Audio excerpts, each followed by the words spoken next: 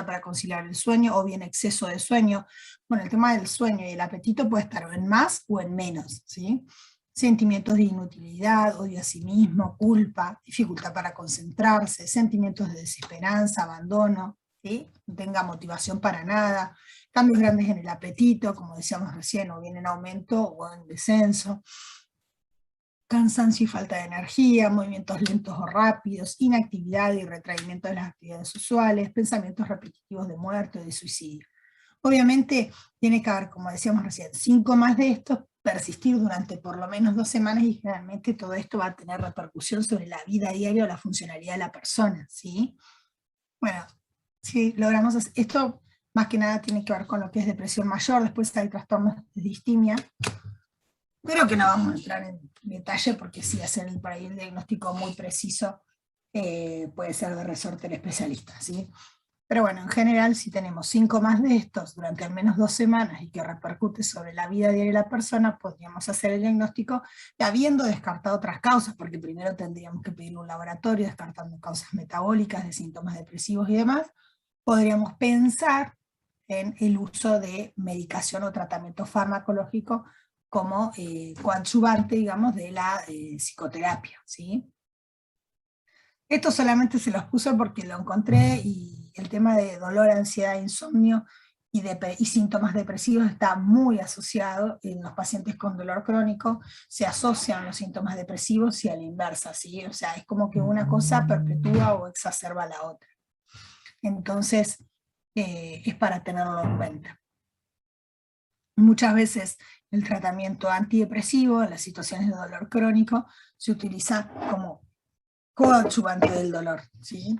Es como que les decía, no sabe que está primero si el huevo o la gallina, pero bueno, muchas veces se utilizan antidepresivos como coadyuvantes, ¿sí? Para reducir las dosis de los analgésicos, mejorar la cuestión anímica y mejorar la eficacia del tratamiento analgésico.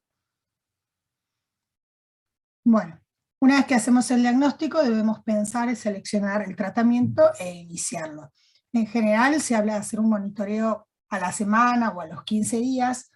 No entramos demasiado en detalle en la fisiopatología, pero bueno, los neurotransmisores involucrados acá son fundamentalmente la serotonina y la noradrenalina, ¿sí? Más que nada la serotonina.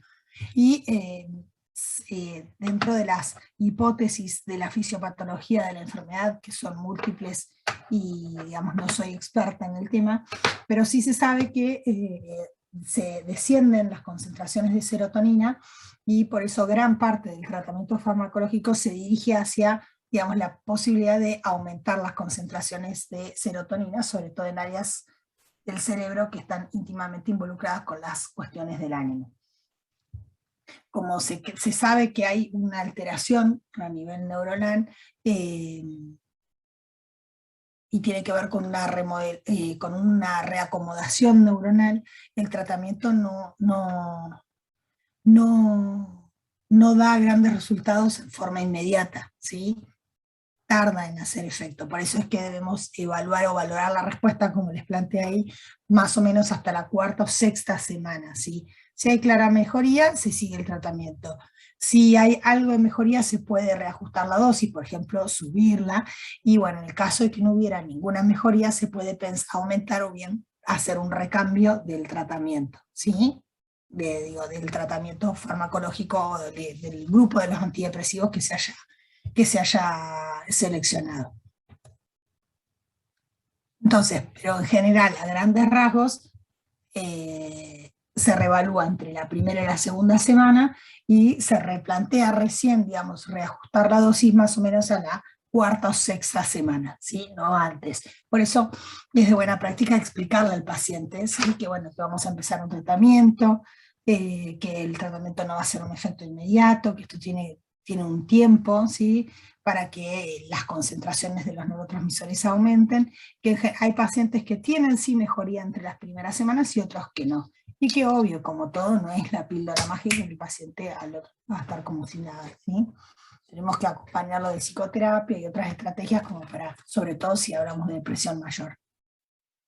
Entonces, cuando pensamos en el tratamiento farmacológico dentro del grupo de los antidepresivos, tenemos los tricíclicos, los inhibidores selectivos de la recaptación de serotonina y los antidepresivos atípicos, o también conocidos como duales, ¿sí?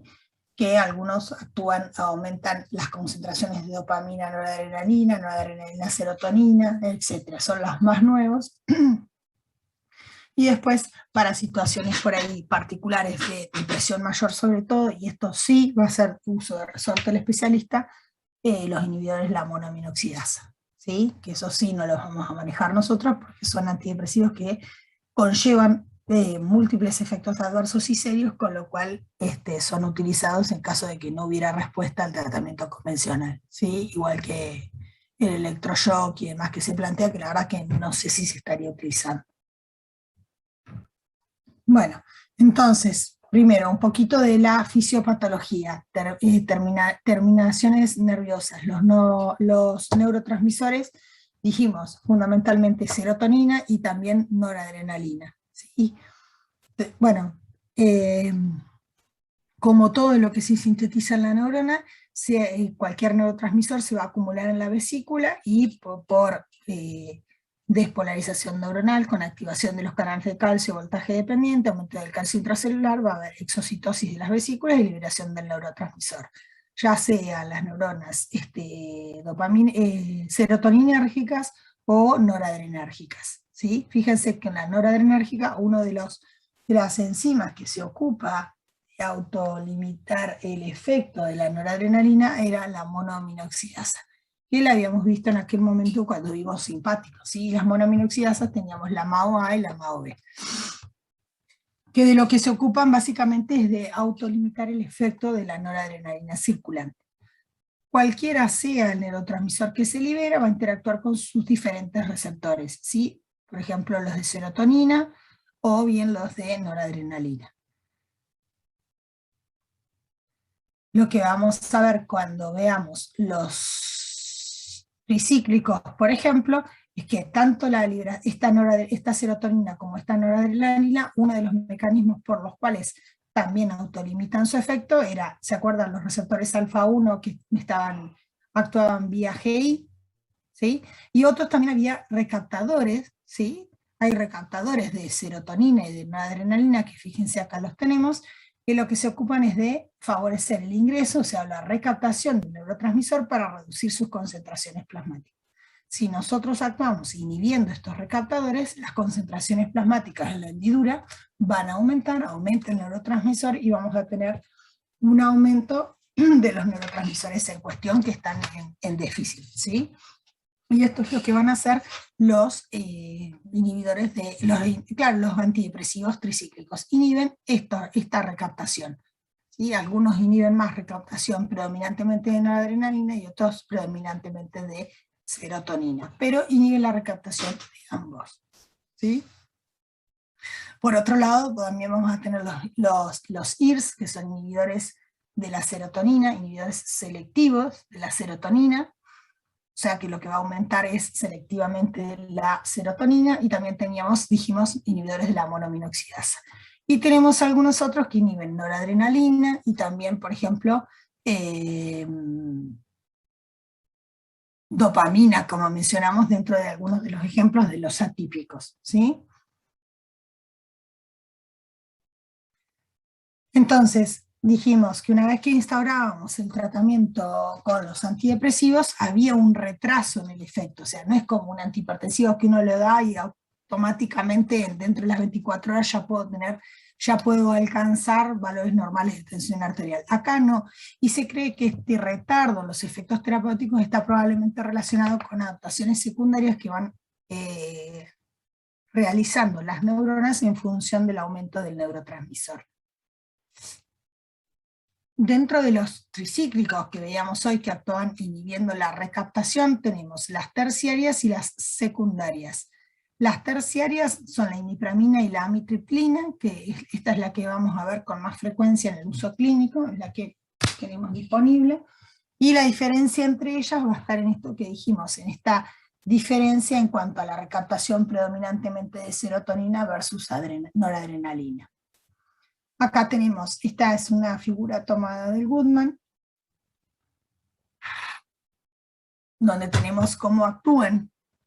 Esto es un poco más en detalle de lo que veíamos recién. ¿Sí? Fíjense, la noradrenalina se sintetiza a partir, bueno, precursores de la tirosina, que se transforma en dopa, ¿sí? Y finalmente la dopamina dentro, en el interior de la vesícula, se convierte en noradrenalina. Cuando se secreta, tenemos diferentes receptores, alfa, beta, según dónde se ha liberado el neurotransmisor, y dijimos que lo que inhibía o autolimitaba el efecto era, por ejemplo, los alfa-2 que actuaban vía GI, y también la recaptación, ¿sí? Tenemos los que estimulan la recaptación, perdón, los que inhiben la recaptación, por ejemplo, tenemos los antidepresivos tricíclicos, de manera tal que la noradrenalina queda en la hendidura, ¿sí?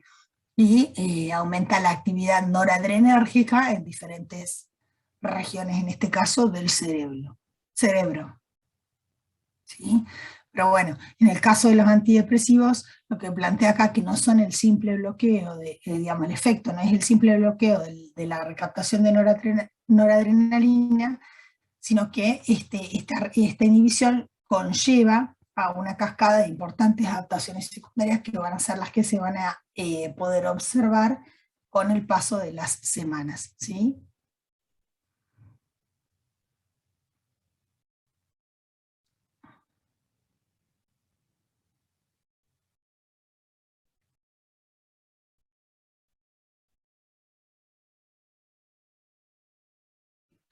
Bueno, el gran inconveniente que tienen estos, que así como inhiben la recaptación, también tienen un efecto sobre o sea, tienen un efecto sobre el bloqueo muscarínico, o sea, bloquean también otros receptores, como ser los muscarínicos, los de histamina y y justamente de la interacción con estos otros receptores surgen la gran diversidad de efectos adversos que tienen, que de hecho es en parte lo que limita el uso de los antidepresivos tricíclicos a dosis altas, porque que si bien a largo plazo, digamos, pasadas estas semanas, vamos a tener algún efecto beneficioso en cuanto a la remisión de los síntomas depresivos que vimos inicialmente, aparecen con muchísima frecuencia todos los efectos adversos consecuencia de estos efectos autonómicos. Si hay un bloqueo muscarínico, ¿qué va a tener? ¿Qué se les ocurre?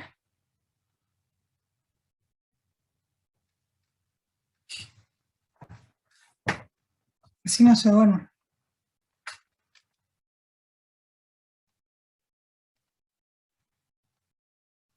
Ajá.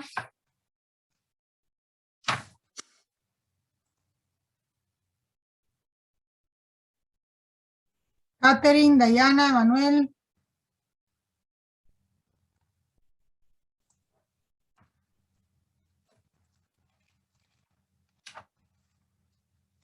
Nadie va a participar.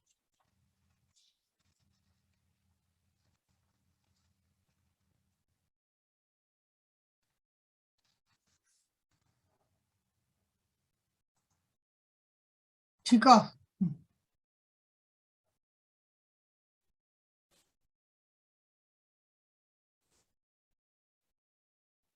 ¿Podría repetir la pregunta, profe? ¿Cuáles son los efectos adversos de estos efectos autonómicos? Por ejemplo, el bloqueo muscarínico.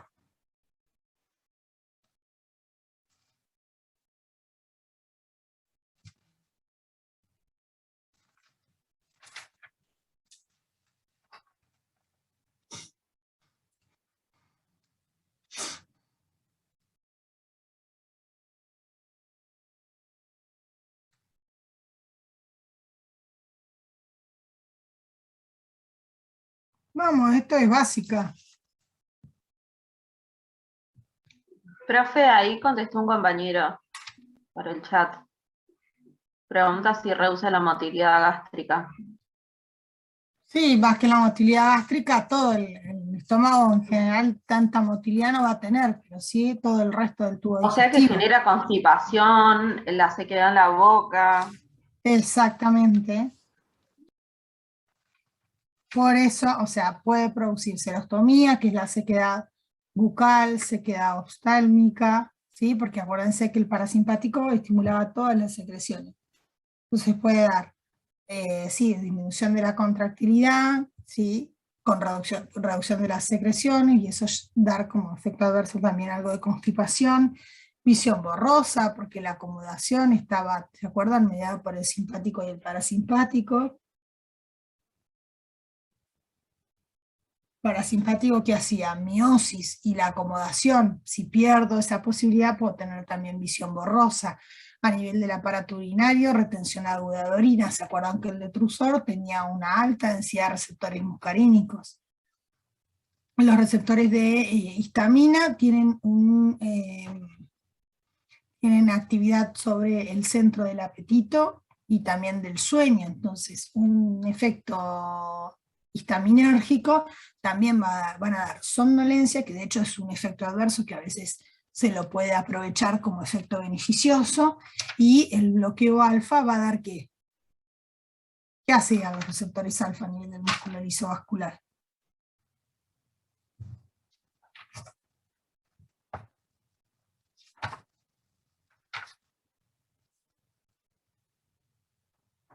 Vasoconstricción. ¿Cómo? Vasoconstricción estarían en ese caso. Dijo los alfa 1. Claro, claro, pero Entonces si sí. sí, y si los bloqueas, Vasodilatación. Quedaría, claro. ¿cómo? Vasodilatación con hipotensión, de hecho pueden dar hipotensión, y uno de los recaudos que uno debiera tener cuando administra estos, justamente es iniciar con dosis bajas, ir aumentando gradualmente la dosis, darlo predominantemente por la noche, no solamente por la hipotensión, sino por la somnolencia que pueden dar. Sobre todo porque para utilizarlo como antidepresivo tenemos que utilizar dosis altas, con lo cual, si son efectos adversos de tipo A, que dependen del mecanismo de acción, por lo tanto de la dosis, cuanto más dosis yo dé, más riesgo de los efectos adversos voy a tener, ¿sí? En general, para el tratamiento de la depresión, la eficacia, se me olvidó de ponerlo, pero la eficacia de los diferentes grupos de antidepresivos es muy similar. La diferencia va a estar fundamentalmente en la seguridad, ¿sí? Lo que va a definir de alguna manera el uso de uno u otro grupo va a estar determinado por la severidad, por la seguridad, perdón, ¿sí? Por los efectos adversos. Estos, como vemos, los tricíclicos, como la amitriptilina, tiene muchos efectos adversos, sobre todo todos estos autonómicos. Imagínense, si te va a dar visión borrosa, si sos, bueno, ni hablar si fuera un paciente por ahí añoso, ¿sí? Con hiperplasia prostática benigna, tiene más riesgo de hacer retención aguda de orina, o de que se altere más la micción o el flujo urinario, más riesgo de hipotensión, mareos y caídas, somnolencia, ¿sí? Todo lo que, fíjense todo lo que da, ¿sí? La ventaja que tienen estos, bueno, y después lo otro que dijimos recién, es lo de los canales de sodio. ¿Dónde tenemos canales de sodio, además de todas las neuronas? Músculo. Sí, cardíaco. O sea, y a nivel del sistema de conducción. Entonces puede prolongar el QT y podrían precipitar arritmias cardíacas, ¿sí? Tienen algo de actividad. Entonces, bueno, en ese caso, si llegara a aparecer alguno de estos efectos adversos, obviamente el paciente se va a tener que internar. ¿Está? Pero bueno, en general, la mayoría, o lo que es muy común, son todos los síntomas anticolinérgicos, ¿sí? Sequedad de boca, visión borrosa, trastorno de la acomodación, constipación, ¿sí? Dificultad para la micción y en algunos casos la retención urinaria. ¿Mm? Y bueno, después tienen efecto de primera dosis, esto que decíamos por el bloqueo alfa y demás, pueden dar hipotensión ortostática, esto desencadenar taquicardia, ¿sí? Palpitaciones, y bueno, incluso en algunos pacientes síncope de primera dosis. Por eso es que digamos, deben iniciarse con dosis bajas, ¿sí? Y tienen efectos bloqueantes de los canales de calcio y comparten algunos de los efectos de los antiarrítmicos de clase 1. ¿sí? Por eso es que pueden dar arritmias y precipitar un bloqueo cardíaco, ¿sí? Y también por el efecto antimuscarínico que tienen, pueden dar un síndrome confusional. Si uno los utiliza de forma cuidadosa, con dosis bajas, en general tenemos mucho menos chances de que aparezcan los efectos adversos. Una de las situaciones por ahí en las cuales lo van a ver utilizados con más frecuencia, más que para tratamiento de la depresión, es como coadyuvantes en dolor crónico. No sé si se acuerdan, pero en lo que era dolor, las vías del dolor, así como había una vía aferente que subía, había una vía descendente que modulaba, ¿sí? Y que estaba media, los neurotransmisores que intervienen allí, o sea, que modulan, es decir, que inhiben el ascenso del estímulo aferente. Los mediadores que intervienen ahí son serotonina y noradrenalina, con lo cual, si yo inhibo la recaptación y potencio esa vía moduladora, puedo tener un efecto beneficioso en el tratamiento del dolor. De hecho, por eso se los utiliza como coadyuvantes del dolor, ¿sí? Pero en general se los utiliza a dosis más bajas que las dosis antidepresivas. Y bueno, si además del dolor, el paciente, como vimos hoy, asocia al dolor síntomas depresivos, es como que nos da la ventaja en el tratamiento de las dos situaciones de salud, ¿sí? Pero bueno, lo importante me parece resaltar es que si bien van a ser eficaces para el tratamiento de la depresión, y casi con la misma eficacia que el resto de los antidepresivos, lo que va a limitar su uso va a ser la seguridad, ¿sí? Y los efectos adversos que aparecen y que son frecuentes cuando los utilizamos en dosis altas, son estos que mencionamos ya, que tienen que ver con el bloqueo muscarínico, la somnolencia por el estaminérgico y la hipotensión ortostática con el bloqueo de los alfa, y tener en cuenta lo de las arritmias cardíacas que también pueden aparecer, ¿sí?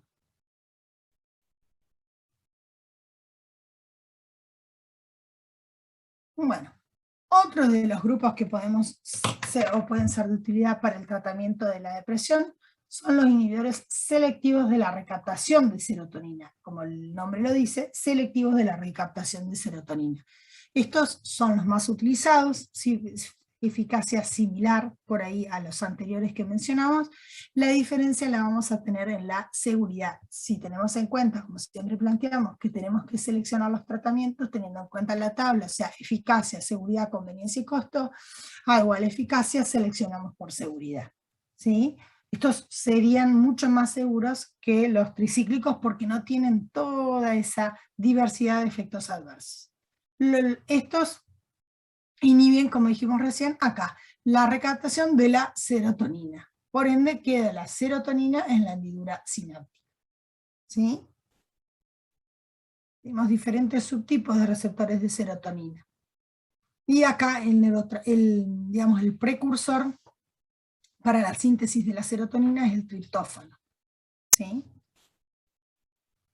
Bueno, en cuanto a la seguridad que dijimos hoy, que era lo que limitaba o lo que determinaba, digamos, el uso de uno u otro grupo, acá en este caso los más frecuentes son los síntomas depresivos, gastrointestinales, ¿sí? Son los más comunes.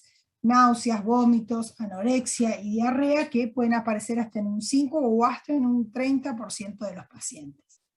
Otro de los efectos adversos que es frecuente y debemos tenerlo en cuenta es la disfunción sexual. Preguntarla, porque por ahí, digamos, los pacientes no se animan a plantearlo. Es bastante común, tanto en el hombre como en la mujer, ¿sí? Que de hecho podría llegar a limitar el uso de estos. Después otro de los efectos adversos puede ser sedación, somnolencia, y más raro por ahí esto lo del insomnio o la inquietud, ¿sí? Y también está descrito los síntomas extrapiramidales como acaticia, que está mencionada allí, disquinesias, bradiquinesias, distonías y deterioro en la enfermedad del Parkinson. Hay que tenerlo en cuenta. Y bueno, es más raro adenopatías y demás. Y lo de la hiponatremia. ¿Sí? Entonces, por ahí los dos primeros van a ser los que por ahí pueden llegar a limitar. Y algo no menor que no está descrito acá, no se los puse, pero que se los mencioné, es la diarrea. Recuerden que la serotonina tiene una función importante a nivel del aparato gastrointestinal. yo en los pacientes añosos la diarrea la veo con bastante frecuencia. Entonces por ahí el tema de las dosis, ¿sí?, que utilizamos.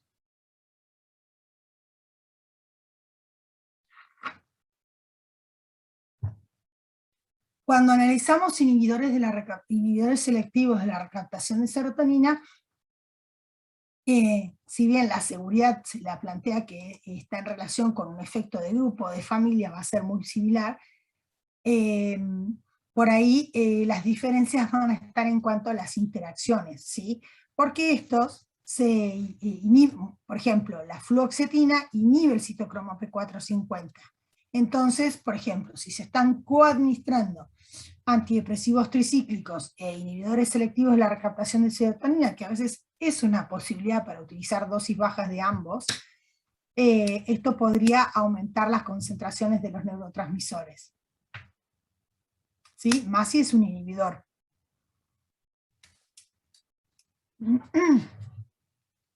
Y los otros que, bueno, si se asocian, por ejemplo, con un inhibidor de la monoaminoxidasa, que es la enzima que se ocupa de degradar la serotonina, ahí tenemos más chances de que aparezca, por ejemplo, el síndrome serotoninérgico, que también puede ser un efecto adverso que puede llegar a aparecer. ¿Sí? Dentro de estos, por ejemplo, la sertralina y el citalopram son los que serían más seguros, no por los efectos adversos, sino porque tendrían menos interacciones con estas citocromos que metabolizan a los inhibidores selectivos, ¿sí?, o a otros antidepresivos.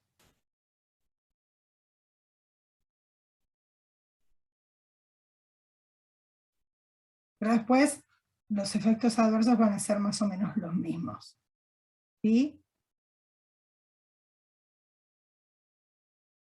Las diferencias van a estar en las interacciones medicamentosas, ¿sí? Por esto de que algunos se metabolizan en más o en menos por el citocromo. ¿Sí? Entonces recién habíamos mencionado que digamos, la interacción con cualquier otro fármaco que inhiba la degradación o favorezca el aumento de las concentraciones de serotonina, pueden dar, por la interacción, pueden dar un síndrome serotoninérgico.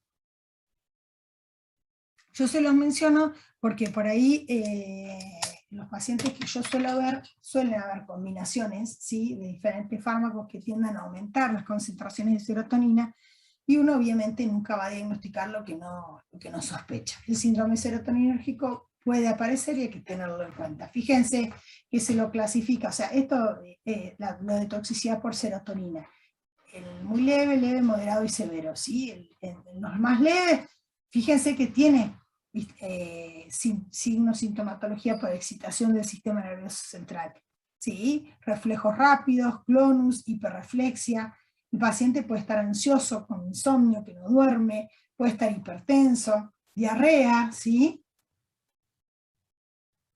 Fíjense que este que es muy leve, reflejos, insomnio, náuseas, diarrea, puede aparecer tranquilamente con el uso terapéutico, ¿sí?, a dosis terapéuticas de los inhibidores selectivos de la serotonina. Y ya las formas más graves, moderadas o severas, es cuando se asocian por ahí otros que favorecen el aumento de las concentraciones de serotonina. Bueno, acá plantea el uso del éxtasis o el uso o sobredosis de los inhibidores de la recaptación, o por ejemplo cuando se combinan con IMAO, o acá no está descrito, pero recién dijimos, los antidepresivos tricíclicos también favorecen el aumento de la serotonina, con lo cual tranquilamente podrían dar lugar, cuando se coadministran, a la aparición del síndrome serotoninérgico. La forma más severa, fíjense, clonus, mioclonías, temblor, agitación, midriasis, fiebre, diaforesis, mucha sudoración. Digo, se los menciono para que sepan que existe y que por ahí uno no se va a acordar todo, pero si aparece sintomatología, sobre todo en los pacientes de mente, lo que más vamos a ver es esto, ¿no? Agitación, como el paciente está ansioso, con agitación, inquietud motora, va, viene, no duerme, ¿sí? Y evaluamos reflejos o lo evaluamos al paciente, está con una rigidez. Capaz que reducimos la dosis o suspendemos, que por supuesto la suspensión no puede ser abrupta, pero sí empezamos a hacer el descenso gradual y el paciente puede que mejore. Lo de los síndromes lo de los síntomas extrapiramidales que mencioné hoy aparecen. Me ha pasado ver pacientes, sobre todo con demencia, aunque bueno, muchas veces los síndromes extrapiramidales pueden estar en relación con por ejemplo, el uso de los antipsicóticos, pero hay que pensarlo, ¿sí? Y comenzar con el descenso de dosis, porque por ahí la enfermedad está tan avanzada que el paciente ya no tiene los trastornos conductuales que tenía inicialmente, con lo cual podemos bajar la dosis y también desaparecen o reducimos la probabilidad de la aparición del síndrome serotoninérgico o de los efectos adversos por el exceso de medicación, ¿sí? Miren, fíjense, les busqué esto, todos los fármacos que al asociarse pueden dar un síndrome serotoninérgico. Miren la cantidad.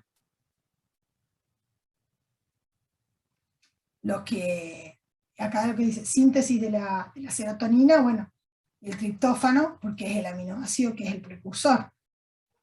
Por liberación de serotonina, fíjense, a las anfetaminas que antiguamente se utilizaban, cocaína, que también la cocaína va a aumentar o va a favorecer el exceso de dopamina, porque lo que inhibe es la recaptación de la dopamina, levodopa, los inhibidores de la monoaminoxidasa, fíjense, los que inhiben la recaptación, que son todos los que dijimos recién, los inhibidores selectivos de la serotonina, fluoxetina, paroxetina, sertralina, citalopram, también la trazodone, que en algunos casos se los clasifica como también un antidepresivo.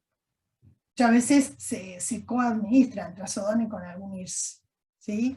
La venlafaxina, que también es un antidepresivo, este sería dentro de los duales, ¿sí? Que vamos a ver más adelante, los atípicos. Fíjense, la asociación puede dar lugar a la aparición del síndrome serotoninérgico. Acá están los tricíclicos, amitriptilina, imipramina, no les menciono mucho más porque casi no los van a ver. Bupropion, otro antidepresivo dentro de la clasificación de los duales. Este, además de serotonina, aumenta concentraciones de dopamina. ¿Sí? Tramadol. El tramadol también puede inhibir la recaptación de serotonina y lo que hace es potenciar la vía moduladora descendente que les mencioné hoy del dolor. Por eso es que el tramadol es óptimo en el tratamiento del dolor dentro del grupo de los opioides, porque además de tener el efecto agonista sobre los receptores mu, también tiene algo de actividad sobre la vía moduladora descendente, favoreciendo en este caso el aumento de las concentraciones de serotonina, y de esta manera potencia esa vía moduladora, ¿sí?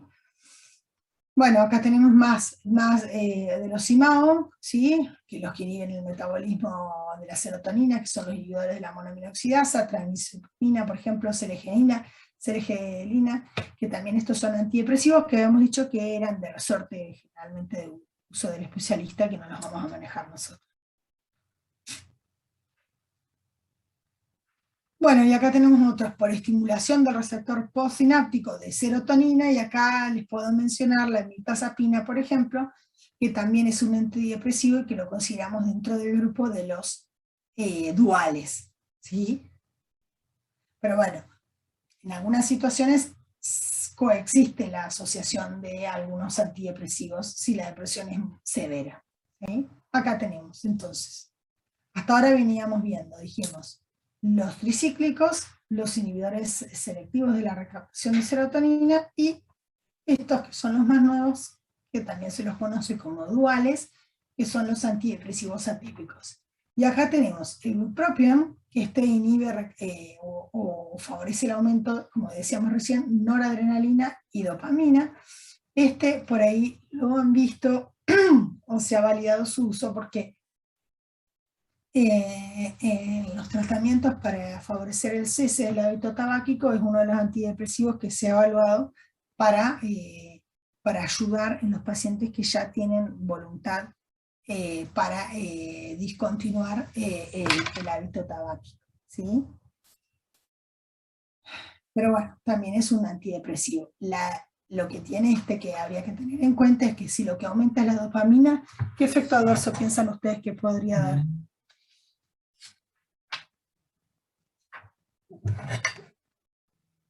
Geraldine, Sofía.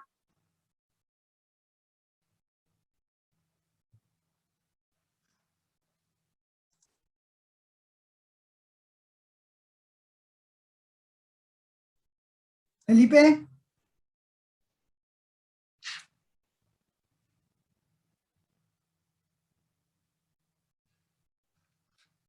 Parecido a la cocaína, ¿sí? Que lo que hace es aumentar las concentraciones de dopamina, ¿sí? Va a estimular, ¿sí? Puede dar insomnio, convulsiones, en el peor de los casos, ¿sí? El tema es que si da insomnio, ¿qué les parece a ustedes? Podría ser de utilidad, por ejemplo, en un paciente que tiene mucha somnolencia. Vieron que habíamos dicho que el sueño y el apetito podía estar en más o menos en la depresión. Entonces, si lo que prevalece es la somnolencia, bueno, tal vez este podría ser de utilidad. Y por otro lado, si lo indicamos, no lo vamos a indicar a la noche, ¿sí? Este lo vamos a indicar en la mañana. Después tenemos la venlafaxina, que es otro de los duales, que además de aumentar noradrenalina, aumenta también serotonina. Y después tenemos las tabletas de serotonina, noradrenalina, alfa-2 y H1, como la mirtazapina. Y como este actúa a nivel del receptor H1, puede dar como efecto adverso, o a veces como efecto deseado, somnolencia. Entonces, por ejemplo, si lo que dijimos hoy, que si la depresión cursaba con, por ejemplo, insomnio, bueno, la mirtazapina, ese efecto adverso, podría ser un efecto deseado o beneficioso, ¿sí? Y lo mismo que el aumento del apetito, ¿sí? Si cursa, por ejemplo, con anorexia, bueno, este efecto sobre los receptores H1 le podría dar el beneficio adicional del aumento del apetito. Pero bueno, lo de la somnolencia se ve con mucha frecuencia y entonces, bueno, puede ser muchas veces de utilidad. Y estos son los atípicos, los más nuevos, por supuesto. Si tenemos en cuenta, como decíamos hoy, el tema de la eficacia es similar para todos, incluso se ha planteado, o se ha puesto hasta en discusión si tienen igual o más beneficio que el placebo, ¿sí? El tratamiento con los antidepresivos, y la diferencia va a estar en los efectos adversos. Sí, estos en general son bien tolerados, pero bueno, con estas salvedades que mencionábamos recién. Y bueno, sí son considerablemente mucho más costosos que los otros, ¿sí? Entonces, como decíamos recién, en el caso del bupropión, por el aumento de la dopamina, puede llegar a dar convulsiones y hasta incluso esto de lo que dijimos, lo del insomnio, y en el caso de la mirtazapina, la sedación, que según puede ser un efecto deseado en algunas situaciones, ¿sí? Bien, y después otro del grupo de los antidepresivos, que lo vamos a mencionar simplemente para conocer, es actuar o inhibir las enzimas que se ocupan de degradar a estas monoaminas, ¿sí? Como la noradrenalina o la serotonina. Es inhibir estas MAO, monoaminoxidasas. Y ahí tenemos, por ejemplo, la tranilcipromina. ¿Sí? El tema es que, bueno, esto obviamente va a estar indicado en depresión mayor, cuando los resultados con el resto de los por ejemplo, con el resto de los antidepresivos, por ejemplo, tricíclicos, son insatisfactorios, o bueno, no se puede utilizar la terapia electroconvulsiva. Son situaciones por ahí sí, de muy manejo del resorte del especialista. Pero bueno, uno más o menos tiene que conocer porque bueno, puede ser que en algún momento veamos a algún paciente en el contexto de una evaluación clínica y venga medicado con esto, ¿sí? La tranilcipromina entonces inhibe la monoaminoxidasa con un rápido comienzo de acción y tiene la facultad de bloquear la desaminación oxidativa que hacen estas enzimas y disminuyen la destrucción de noradrenalina, aumentando la biodisponibilidad del neurotransmisor. ¿Sí? Y esto es lo que se cree que estaría en relación con este efecto antidepresivo. Entonces va a aumentar las concentraciones de serotonina, noradrenalina y dopamina en el sistema nervioso central, porque estas monoaminas inhiben esto, ¿sí? La degradación de estos tres neurotransmisores.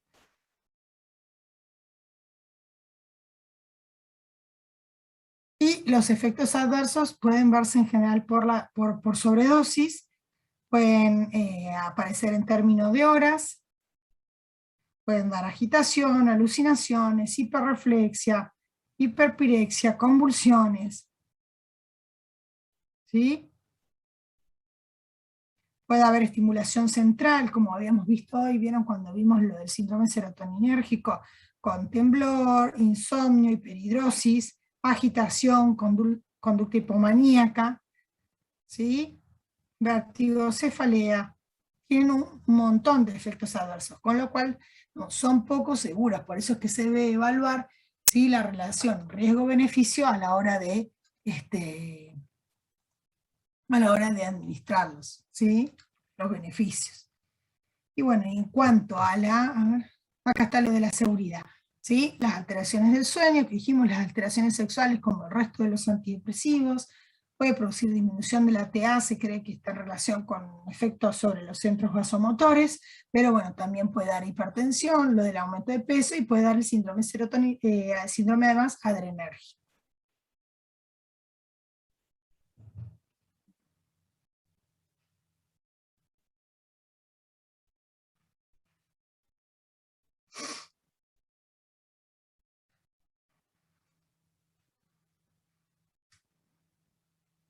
Bueno, y lo otro que, lo que también está en relación con este síndrome adrenérgico, y es el desarrollo de crisis hipertensivas con el aporte de tiramina, que la tiramina en realidad va a estar contenida en diferentes alimentos. Entonces, como además también va a estar inhibida la monoaminoxidasa intestinal, que también la tenemos en el intestino, libera catecolaminas de las terminaciones nerviosas, ¿sí? Y esto puede dar esta crisis hipertensiva. ¿Cuáles son los alimentos que contienen o son muy ricos en tiramina? Quesos fermentados, cerveza, vino, hongos, grandes cantidades de café, frutas cítricas, higos envasados, chocolate, crema, etc. Pero fundamentalmente el queso. Entonces, en el caso del uso de aminas simpático-miméticas de acción indirecta, por ejemplo, cuando se utilizan anfetaminas o efedrina, también pueden desencadenar la aparición de crisis hipertensivas. ¿Sí? Bueno, en el peor de los casos puede aparecer hemorragia intracraneal seguida de muerte. ¿Sí? Pero bueno, se los menciono para que, digamos, sepan que el riesgo, digamos, que tiene utilizar esta medicación no es que no se pueda utilizar, pero bueno, si la depresión tiene síntomas muy severos y limitan mucho la calidad de vida o la funcionalidad de la persona, tal vez sea necesario utilizarlos, pero no están exentos de efectos adversos, mucho menos estos. ¿Sí?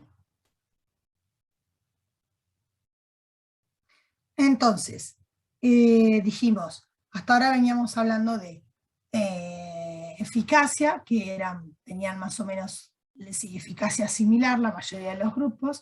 Puede que tengan ligeramente mayor efecto los inhibidores de la monoaminoxidasa, por eso se utilizan en esas situaciones de depresiones más severas.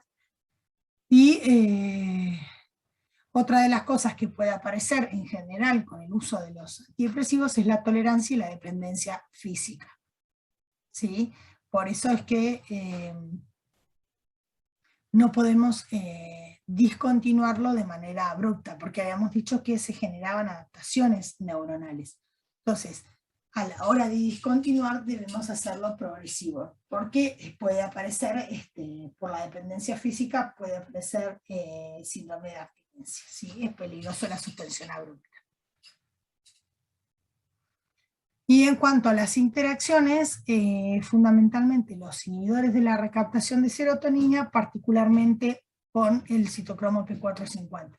Por eso, en realidad, para tenerlo en cuenta, por ahí lo que puede llegar a limitar o de alguna manera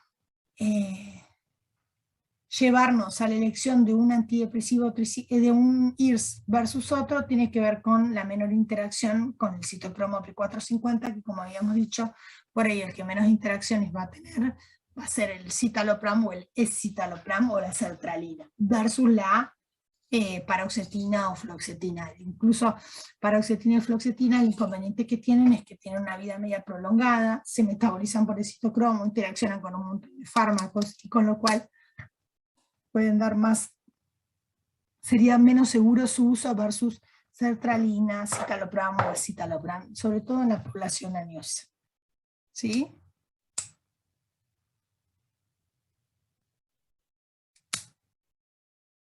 Y bueno, lo del síndrome serotoninérgico, tenerlo en cuenta, sobre todo si coexiste la administración con algún otro fármaco que favorezca el aumento de las concentraciones de serotonina, y el tema de los IMAO guarda con la liberación masiva de catecolaminas, sobre todo, que es lo que se conoce como el síndrome del queso, que les decía. ¿sí? Cuando se consumen alimentos con alto contenido en tiramina, que puede favorecer esta liberación masiva de catecolaminas con una crisis hipertensiva en relación al uso de los inhibidores de la monoaminoxidasa. Entonces, repasando el tema de los antidepresivos, ¿sí? En tema de los grupos dijimos antidepresivos tricíclicos, inhibidores de la recaptación selectiva, los atípicos que son los duales, y ahí vimos varias opciones, ¿sí? El perfil farmacológico, cómo actúan, lo vimos. En cuanto a la eficacia, vimos las diferencias, las diferencias en la eficacia prácticamente las diferencias son limitadas, todos tendrían eficacia similar, y lo que nos va a determinar, digamos, el uso o la selección de un grupo u otro va a estar determinado por la seguridad, es decir, por la frecuencia en la aparición de efectos adversos. Vimos que los tricíclicos tenían una amplia gama de efectos adversos, sobre todo por el bloqueo muscarínico, alfa y histamina, y de los receptores de histamina, con visión borrosa, xerostomía, podía darnos retención aguda de orina, etc. ¿Sí? Los CIRS fundamentalmente eran los gastrointestinales, y los duales iban a depender según el neurotransmisor que aumentaban sus concentraciones. Por ejemplo, vimos que el bupropión por ahí podía darnos insomnio, convulsiones en algunos casos, ¿sí? En cuanto a la conveniencia, la mayoría, todos los podemos administrar por vía oral. Lo que va a variar es, dijimos recién, habíamos mencionado ejemplos, darlo, por ejemplo, antes de acostarse, si produce hipotensión o somnolencia, si da más bien insomnio, administrarlo a la mañana, como en el caso del bupropión, ¿sí? Etc. Y después también lo que habíamos mencionado, algunas contraindicaciones e interacciones. Y bueno, lo del costo, dijimos, los duales son considerablemente más costosos que los otros. ¿Sí? Entonces, una vez que hicimos el diagnóstico, seleccionamos el grupo y cuánto debemos sostener el tratamiento, se habla que si es el primer episodio de la depresión, el tratamiento farmacológico debe durar no menos de 6 meses, ¿sí? Entre 6 y 12 meses. Esto también se lo tenemos que aclarar al paciente, así como cuando iniciamos el tratamiento le decimos que nosotros pensábamos que estamos frente a una cuestión, a una alteración en el estado de ánimo, y que vamos a empezar un tratamiento con alguna medicación que nos mejore el estado anímico. Además que después muchas veces la gente lee el prospecto y tienen tanto detalle en los efectos adversos, porque de hecho los tienen, que muchas veces la gente se abruma y no los quiere tomar. Pero lo que sí es importante aclararles es que los primeros efectos no los vamos a ver en forma inmediata, de la noche a la mañana, que lo vamos a comenzar a ver recién en general a partir de las 2 semanas, o sea, para no generar falsa expectativa, ¿sí? Que recién más o menos a los 2 meses podíamos reevaluar y subir la dosis o modificar el tratamiento, ¿sí? Y que el tratamiento lo debemos sostener no menos de 6 meses, ¿sí? Para evitar la aparición de las recaídas. Y otra de las cosas que también sería buena práctica mencionárselo de entrada, que no lo puede suspender de manera abrupta porque pueden aparecer síndrome de abstinencia, ¿sí? Si es el segundo episodio de depresivo, puede ser que el tratamiento se pueda prolongar entre 2 a 3 años, ¿sí? Y si haya tenido muchos episodios depresivos, bueno, puede que el tratamiento tenga que ser de por vida, ¿sí? Esto va a depender del paciente. Nosotros considero yo que nos debemos limitar acá al primer episodio, que es cuando vamos a iniciar el tratamiento, y después vemos si por ahí, si ya estamos frente a un segundo episodio, o se hace difícil el manejo, probablemente íbamos a hacer la interconsulta, digamos, con él. Aunque sería buena práctica también ante el primer episodio hacer la consulta o hacer el seguimiento conjunto con psiquiatría, ¿no? Pero bueno, sepan que, bueno, por lo menos eso fue lo que me enseñaron a mí, que con la frecuencia, digamos, y que de hecho lo veo en el consultorio, con la alta tasa de prevalencia que tenemos de síntomas depresivos y depresión, muchas veces vamos a ser nosotros quienes hagamos clínica los que vamos a iniciar el tratamiento. Y sobre todo porque, bueno, cuando uno le dice al paciente, el psiquiatra te dice que no está loco, tiene miedo, ¿sí?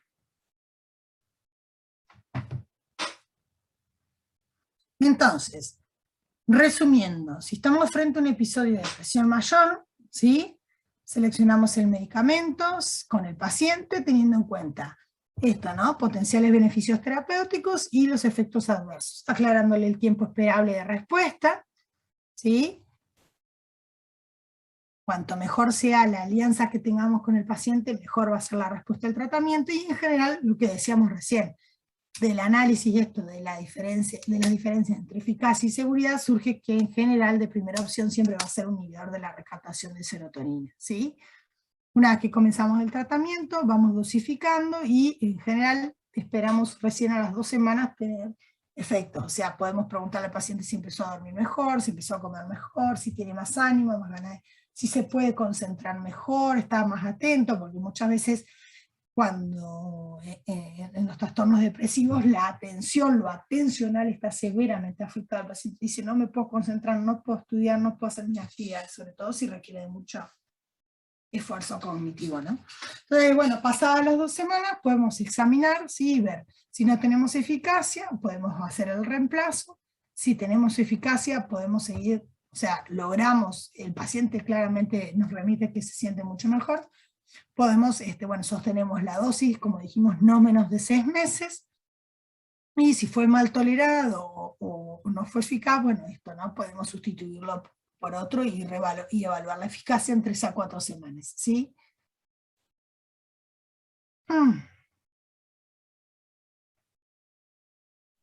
¿Dudas? Profe, en el tratamiento, bueno, en las diapositivas más atrás hablaba de, en el caso de que sea una depresión como resistente o cuando se llega ya al tercer episodio, el tratamiento es de por vida y no se reduce la dosis y se mantiene.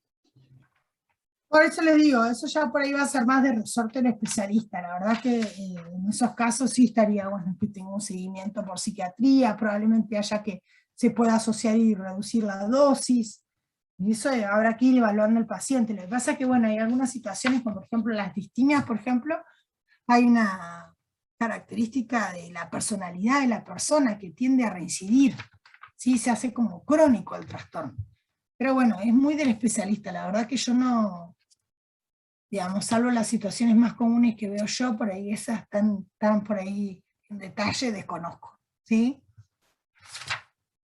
La idea era hacer un abordaje del tratamiento farmacológico, sea porque lo tengan que iniciar o bien porque les va a pasar que según la especialidad que hagan van a recibir pacientes en tratamiento, y por ahí ustedes no van a ni modificar ni reducir dosis, pero sí tienen que conocer que, por ejemplo, los IRS tienen interacciones, ¿sí?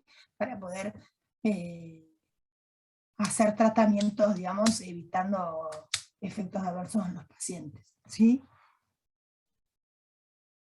Bueno, y con respecto a las benzodiazepinas, ¿se acuerdan cuál era el mecanismo de acción de estas? Esto es otro tema, sería hipnosedantes. Súper cuestionado su uso por el tema de la seguridad, los efectos adversos, la generación de adicción y dependencia. Pero bueno, no podemos dejar de mencionarlo porque la realidad es que tienen un alto consumo. Estos, al igual que los antidepresivos, se prescriben con doble receta, ¿sí? Es decir, cuando ustedes prescriban y hagan la receta, tienen que hacer un duplicado, ¿sí? La misma receta la replican. En teoría, legalmente, no deberían dispensarle benzodiazepinas o antidepresivos sin el duplicado. El consumo de las benzodiazepinas es altísimo, y los pacientes que vienen tomándolo no quieren discontinuarlos. Es una negociación súper difícil con los pacientes, ¿sí? El tema es que, bueno, muchas veces estos se pueden utilizar también para trastornos del sueño o, bueno, trastornos de ansiedad generalizada, ¿no? Lo ideal es utilizarlos el menor tiempo posible y a la menor dosis, integrando el tratamiento farmacológico con la psicoterapia. Y bueno, no prolongarlo más allá de 6 semanas. El tema es que muchas veces esto se continúa administrando y después es muy difícil volver atrás, ¿sí? Estas son agonistas de los receptores GABA. No sé si se acuerdan, pero los receptores GABAérgicos están asociados o acoplados a un canal iónico, o sea que es el canal de cloro, y esto favorece la apertura del canal, con lo cual aumentan las corrientes de cloruro, se hiperpolariza la célula y de esa manera no hay despolarización. ¿sí? O sea, facilitan la actividad inhibitoria GABA dependiente a nivel del sistema nervioso central. Y esto es lo que da como consecuencia todos sus efectos: hipnosedantes, anticonvulsivantes y relajantes musculares que tienen las benzodiazepinas. Acá en el gráfico tienen, además de las benzodiazepinas, el flumazenil, que es el antídoto de las benzodiazepinas, el zolpidem, que también es un hipnótico, pero no benzodiazepínico, que también puede ser utilizado, de hecho se utiliza como inductor de sueño. ¿Sí? Bueno, dentro de las benzodiazepinas acá tienen toda la gama. Una de las maneras de clasificarlas es según su vida media, ¿sí? De corta, intermedia y larga.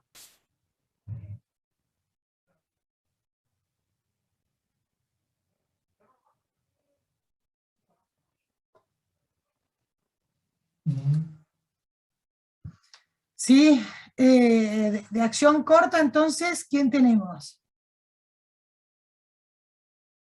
El MIDA.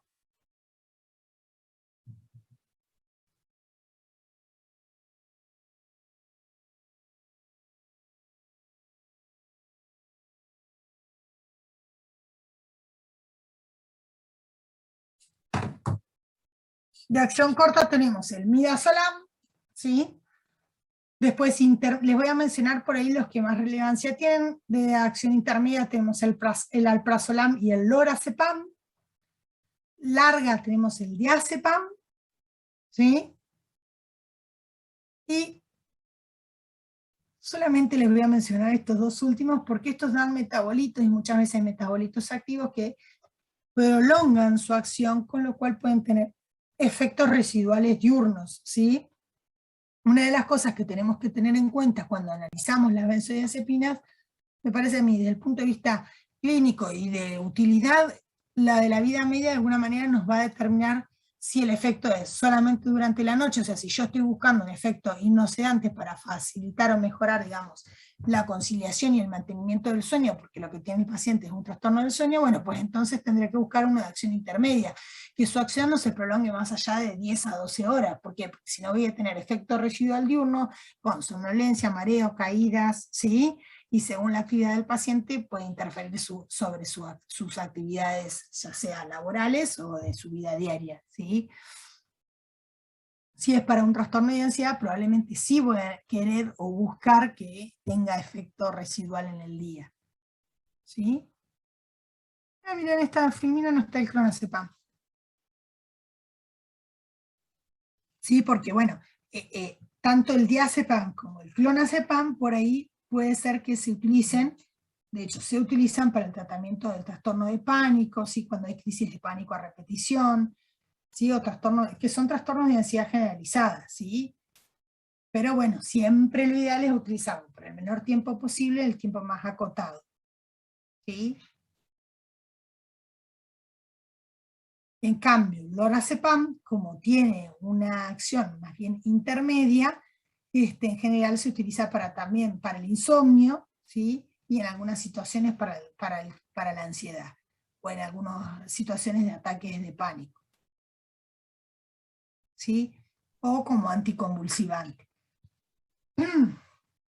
Sé que bueno, por ahí las indicaciones puntuales de qué utilizar son muy de la especialidad. Pero lo que ustedes me parece que tienen que saber es la vida media, o sea, cuánto tiempo va a persistir el efecto, y el metabolismo.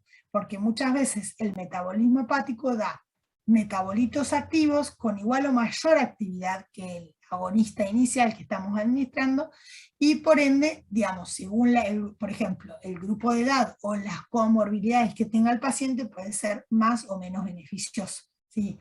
Por ejemplo, el lorazepam, si bien es de acción intermedia, y yo lo voy a dar, por ejemplo, en las situaciones que con medidas higiénico-dietéticas no haya logrado, ¿sí?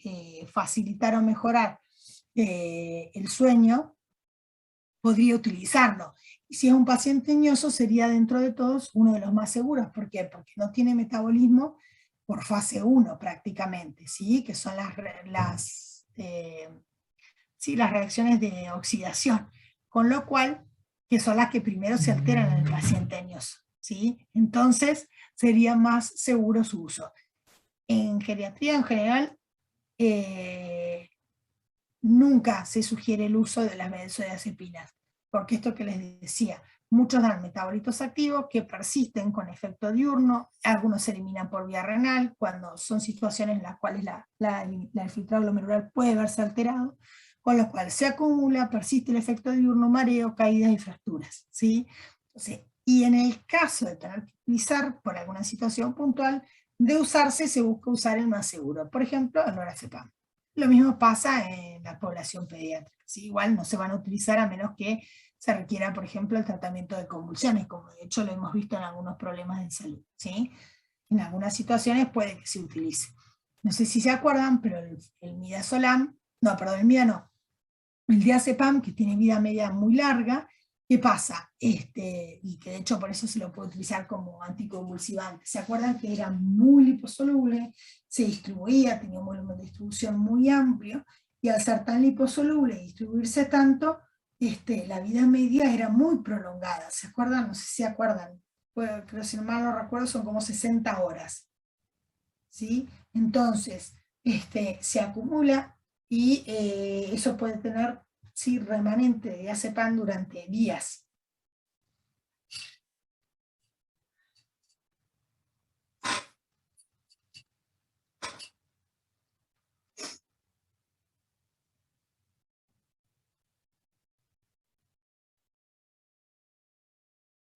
El diazepam, siguiendo con el ejemplo, es metabolizado por el hígado, por el sistema P450, y origina metabolitos activos como el desmetildiazepam. Entonces la vida media del diazepam es de 30 a 56 horas por este desmetildiazepam, que tiene una vida media aproximada de 80 horas. ¿Sí? Bueno, obviamente, como consecuencia de eso, ¿cuál va a ser el efecto adverso más común? Somnolencia, mareo, visión borrosa, ataxia, excitación paradojal, que puede darla en ancianos, digamos, en personas añosas con más frecuencia, ¿sí? Una vez tuvimos una paciente que la tuvimos internada y le daban diazepam, y la señora estaba con deterioro cognitivo moderado severo, y tenía, en vez de sedarla, estaba con más excitación, gritaba más. Y bueno, claro, el diazepam, ¿qué hacía? Se lo administraban, o sea, al inicio lograba el efecto, pero a las pocas horas ya estaba en un grito. Probablemente haya estado en relación con esto, ¿sí? Otra de las cosas que tenemos que tener en cuenta con la administración de estos es si conduce, por el tema del mayor riesgo de accidentes de tránsito, bueno, lo que decíamos de una caída, una fractura, ¿sí? Puede producir dependencia, todas las benzodiazepinas, ¿sí? Y la de la dependencia está en relación con la dosis y con la duración del tratamiento, por eso es que se recomienda utilizarlo en la menor cantidad de tiempo posible. Otra de las cosas que no debemos hacer, al igual que mencionamos con los antidepresivos, es la suspensión brusca del tratamiento, porque puede dar síntomas de abstinencia, ¿sí? Y guarda, porque por ejemplo, volviendo al tema del diazepam, como la vida media es tan larga, puede que la abstinencia aparezca a los 5 a 6 días, que es el tiempo más o menos en que caen sus concentraciones plasmáticas cercanas a cero, ¿sí? Y bueno, y ahí entonces el paciente empezar con insomnio, irritabilidad, sensibilidad a la luz, nerviosismo, calambres, ¿sí? Náuseas, vómitos. Por eso es que se recomienda entonces el uso de estas por un periodo muy acotado y la suspensión hacerla gradual.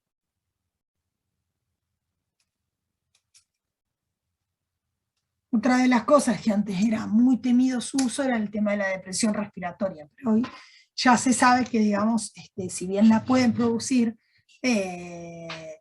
en general el riesgo de la depresión respiratoria es mucho mayor cuando se asocian con alguna otra droga depresora.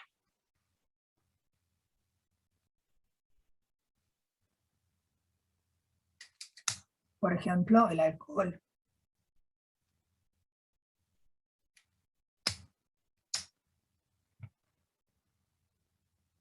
Bueno, y después otra de las cosas que me pareció interesante es saber que existen dosis equivalentes, porque bueno, muchas veces digo, ¿no? Puede pasar esto, que por ahí ustedes, llega un paciente al consultorio y ustedes quieran hacer, digamos, si bien es difícil discontinuarle, yo lo que sí intento, y eso sí por ahí lo logro, es por ahí, si viene con alguno que da metabolitos activos o que lo considero riesgo, es cambiarle la benzodiazepina, ¿sí? Darle una de la familia, pero que sea más seguro para las características de mi paciente. Entonces, por ejemplo, bueno, hacer la conversión de a cuánto lo tengo que pasar, ¿sí?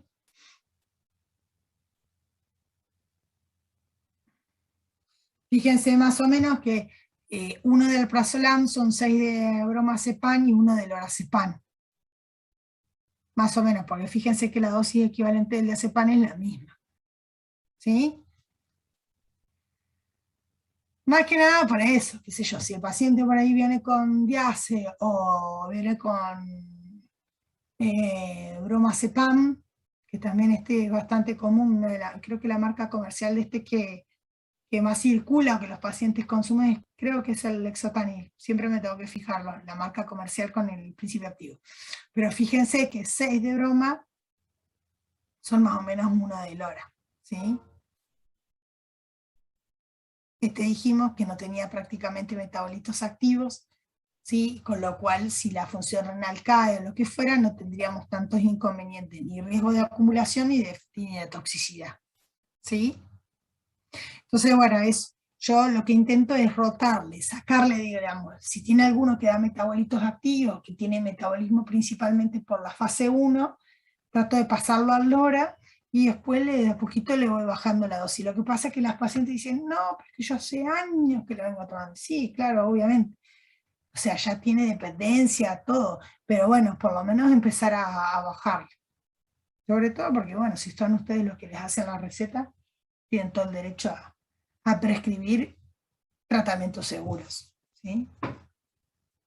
Bueno, entonces, resumiendo el tema de benzodiazepinas, utilizar benzodiazepinas de semivida corta o intermedia, justamente para que no tenga efecto residual diurno, en lo posible que no tenga metabolismo hepático, es decir, que no dé metabolitos activos. Evitar las de vida media larga, por el tema que mencionábamos, sedación diurna, caídas, fractura de cadera, ¿sí? Y además, bueno, también esto no es algo menor, que pueden dar o pueden exacerbar los trastornos de memoria, ¿sí? Por ahí, planteándolo desde ese lugar, puede que tengamos más posibilidades de hacer la rotación o eventualmente comenzar con el descenso gradual, ¿sí? Fíjense, el lorazepam es previsible, al no tener eliminación, tiene una eliminación diferente de la hepática, utilizar dosis bajas, ¿sí? Y si estamos hablando de población añosa, siempre utilizar la mitad de la dosis, y bueno, como decíamos recién, siempre evaluar las comorbilidades, polifarmacia y la concomitancia con otros depresores.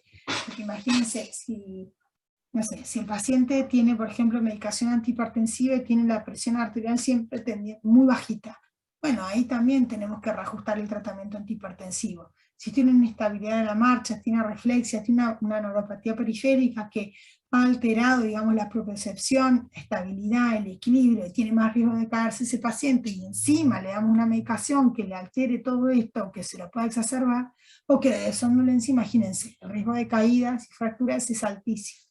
Después empieza, una vez que sucede eso, es una escala, digamos, es una escalada de la cual, digamos, es bastante después difícil volver. Bueno, no sé si tienen dudas, preguntas. Ah, ya son las 7, 1 hora y media. Yo que pensé que me iba a quedar corto el teórico.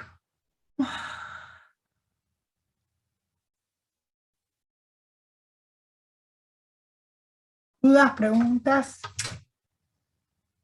Estoy ya difónica porque estoy como de las 8 de la mañana, entre trabajando y dando clases, ya no tengo voz y todavía tengo que seguir.